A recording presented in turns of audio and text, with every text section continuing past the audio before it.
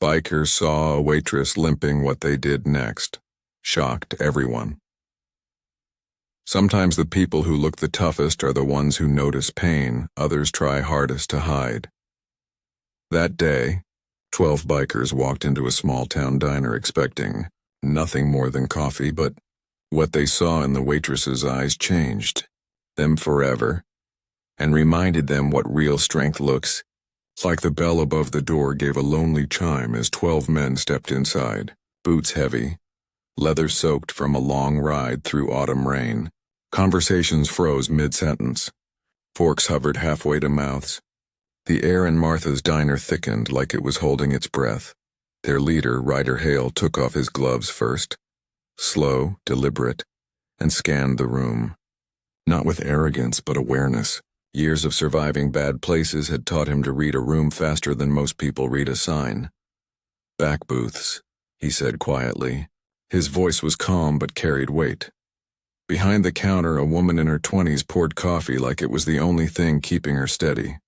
Her name tag read Clara. She didn't look up until Ryder's reflection moved across the chrome of the coffee pot. That's when he saw it, a quick flinch almost invisible before she forced a smile. "Coffee all around?" she asked. Her voice trembled just once. Then she turned. And that's when he noticed the limp. At first, Ryder thought maybe it was just exhaustion. A double shift maybe. But then she leaned to grab more mugs and winced, hiding it so fast you'd think it never happened, except he'd seen it. And the small bruise that peeked from under her rolled-up sleeve. His stomach tightened. He'd seen that kind of bruise before. Years ago, on his mother's arm, Clara placed the mugs on their table, careful, controlled. "Cream's fresh. Sugar's on the table," she said softly, avoiding eye contact.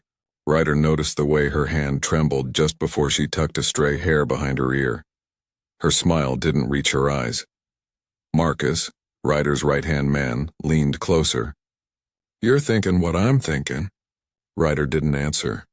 He watched Clara limp away, that slight uneven rhythm that comes from trying to pretend you're not hurt. She disappeared behind the counter, moving like someone used to being invisible. Outside, thunder rolled. Inside, the jukebox hummed low, an old country song about lost things. And Ryder sat there, his coffee untouched, feeling like the universe had just whispered something in his ear. "Don't look away this time."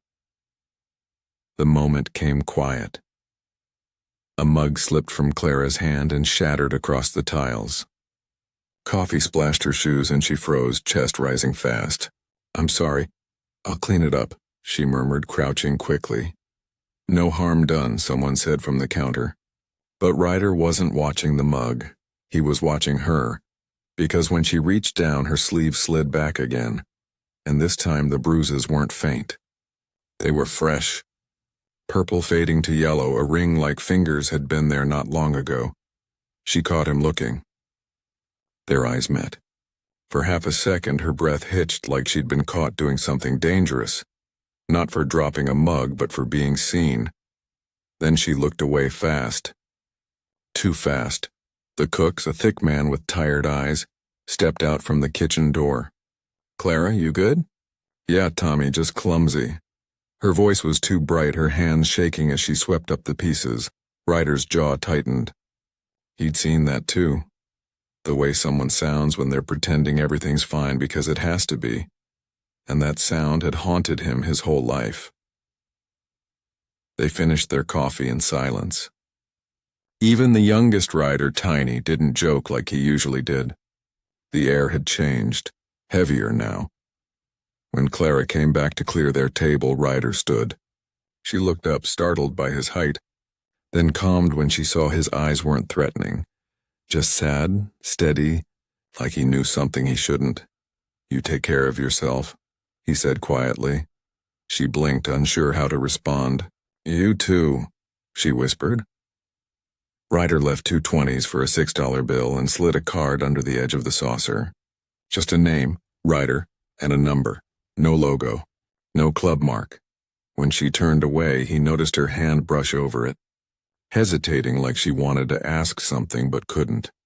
Then she tucked it in her apron pocket, pretending it was just change. Outside, the bikers mounted their rides, engines growling low, but Ryder lingered, glancing through the diner window one last time.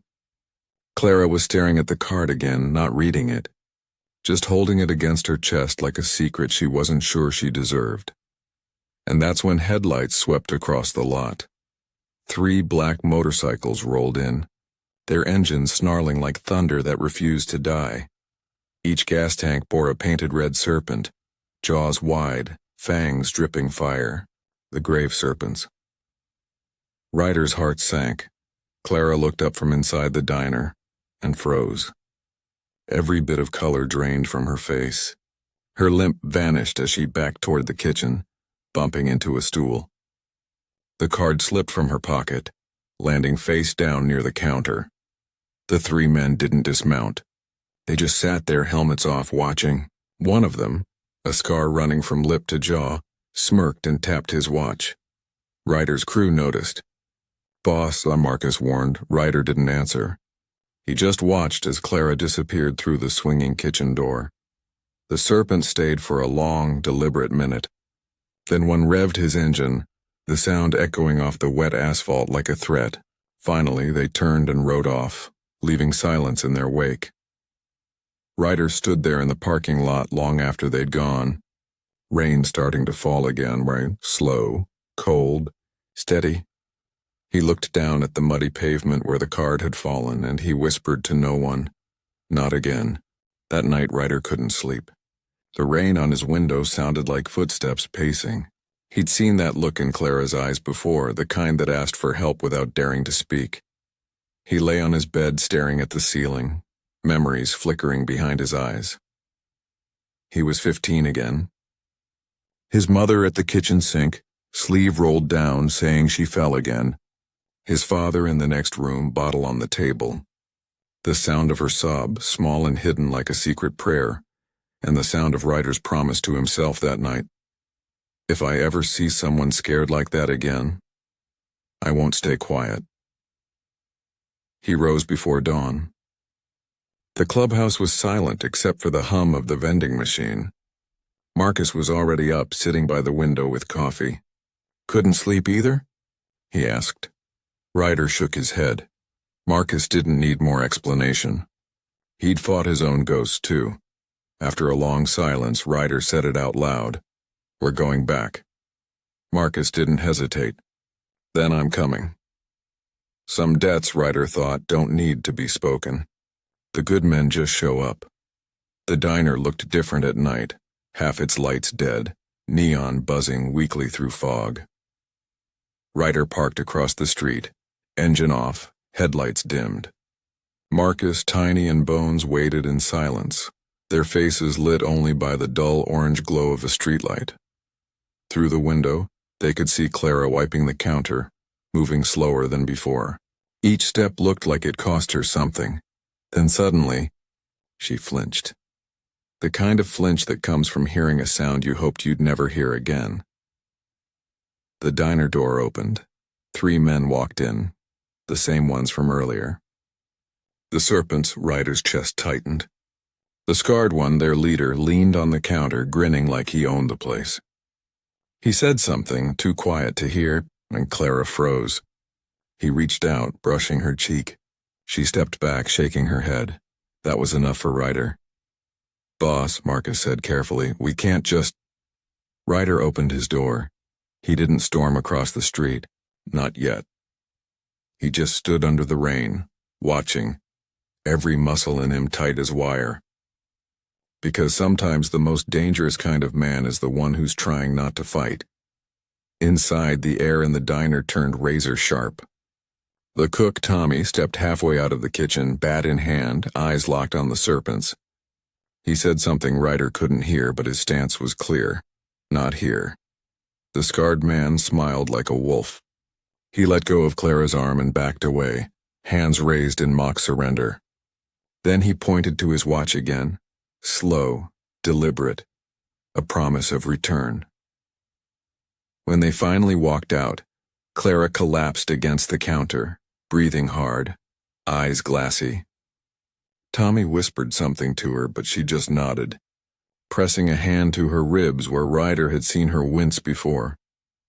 Ryder stood in the rain until the Serpents' taillights disappeared into darkness.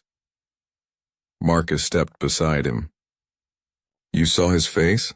"Yeah," Ryder said quietly. "And he saw ours." "Then we don't have long." Ryder didn't answer.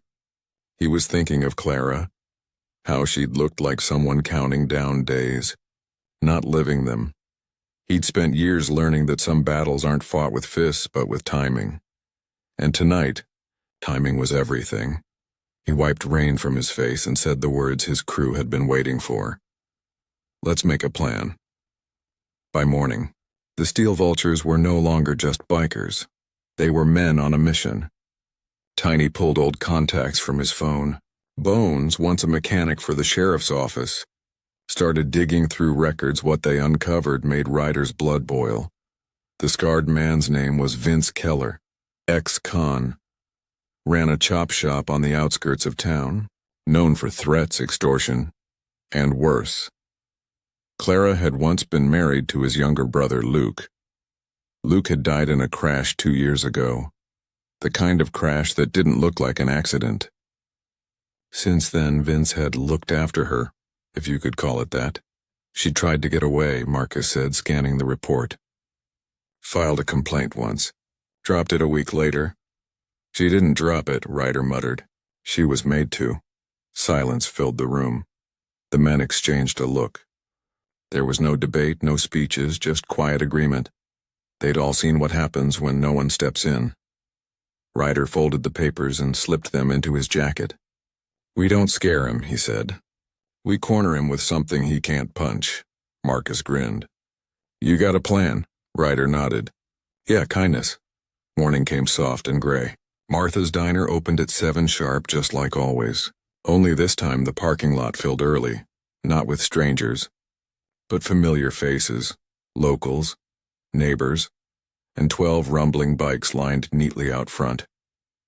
Clara stepped out from the kitchen, confusion flickering in her eyes. The bikers weren't loud or wild, and they were helping. Marcus fixed the flickering neon sign. Tiny replaced a broken light over the door. Bones handed Tommy a new coffee machine still in its box. Customers streamed in, curious. "Community ride fundraiser," Ryder said lightly when Clara finally approached. "Thought we'd grab breakfast here. Support the local legend." Her lips parted. She didn't understand it, not fully, man. But tears filled her eyes anyway. For the first time in months, laughter echoed inside those walls. And when the Serpents rolled past slowly, watching from the road, all they saw was a diner full of people, cameras, kindness. The kind of scene where cruelty has nowhere left to hide. Vince stared through the glass, smirk fading as he realized she wasn't alone anymore. Ryder met his gaze through the window, and for the first time, Vince looked away first. The diner closed early that night. The fundraiser had drawn half the town. Clara had smiled more in one day than she had in months. But as the lights dimmed and the last customer left, she felt it again, that familiar chill crawling up her spine. They were coming. Outside, the Serpents' engines broke the silence.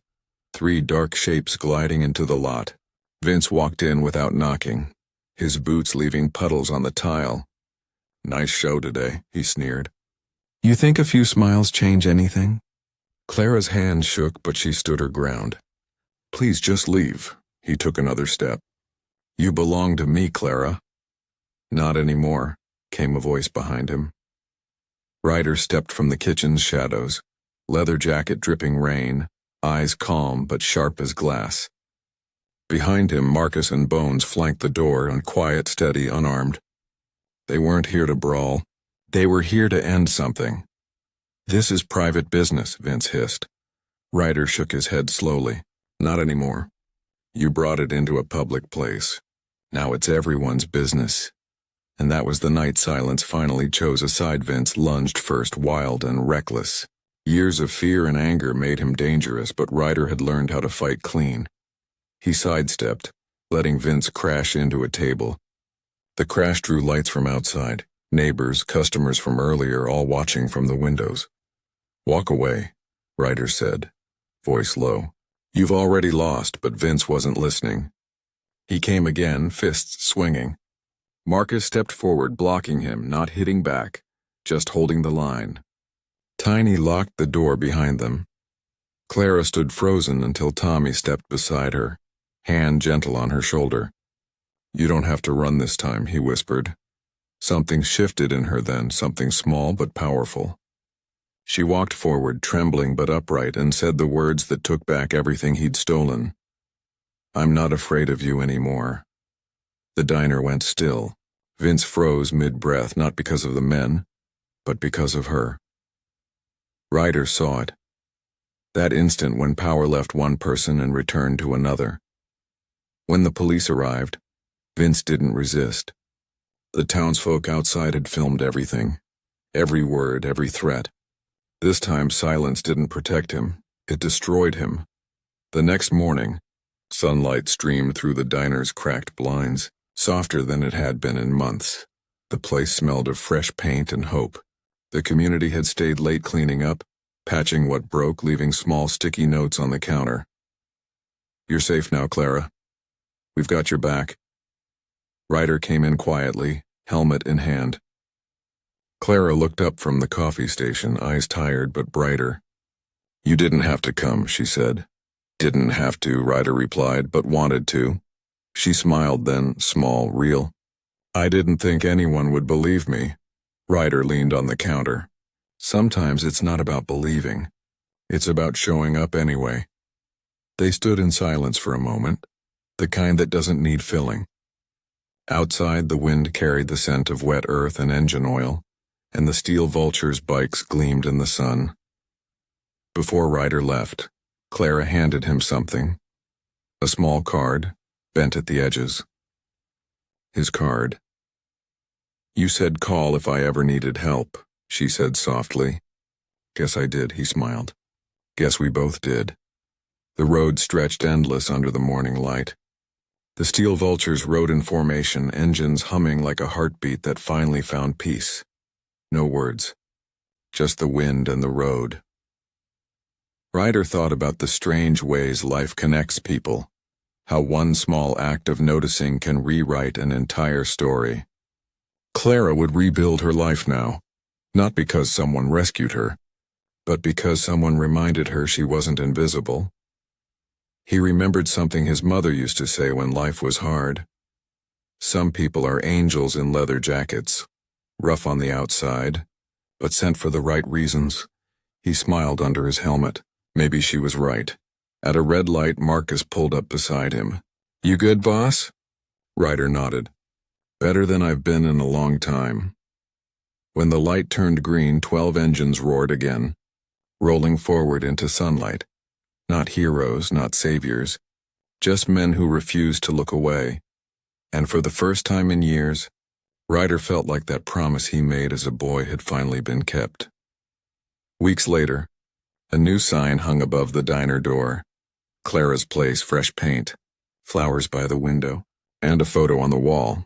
12 bikers smiling beside an old jukebox, coffee mugs raised.